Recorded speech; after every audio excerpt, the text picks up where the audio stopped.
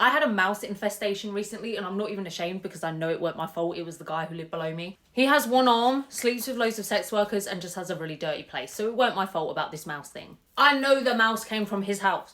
The mice came into my house to get away from his. Anyway, I realised I had loads of mice. So obviously I bought a humane trap. This mouse trap was the shape of a tunnel. You open it up, you put some peanut butter in, because did you know mice like peanut butter more than cheese? But anyway, so I put some peanut butter in, and then the mouse is supposed to go in. I managed to catch 2. Great. I knew there were at least 4 though, and I needed them out quick before they started like reproducing. So I caught these 2 mice, they were in the same one, got my boyfriend to drive me to a park, and then we released them. No problem. Here's the problem. My worst habit, my biggest flaw that everyone hates about me is I never just use 1 cup. Like if I pour a drink, I'll drink the drink, leave it on the side, and then if I need another drink, I will go and get a new cup. And by the end of the day, there's literally like 10 cups that I have to wash up. It's my biggest flaw. It's my most annoying habit. Well, I had a cup of orange squash, didn't I? Had a glass of orange squash, and I was drinking it before bed, and then I woke up in the middle of the night, really thirsty. This is where it gets scary. I woke up in the middle of the night, I was really thirsty.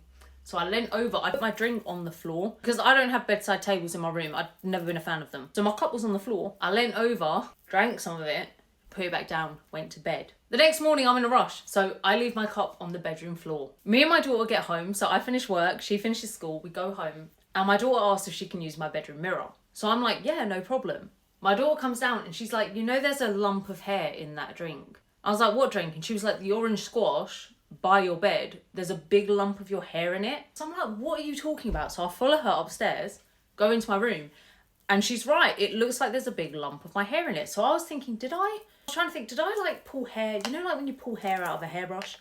Did I pull hair out and it go in there?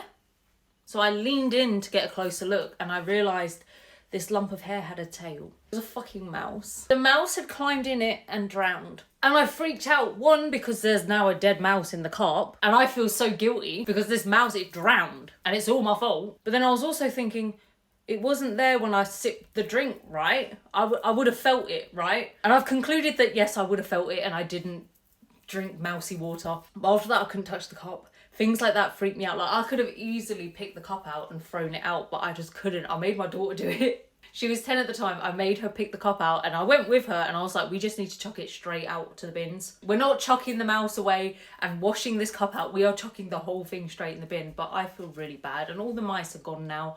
I managed to save all the others. We don't have a mouse problem anymore. It was last year. But I'm accidentally the reason a mouse drowned itself, and I feel really bad.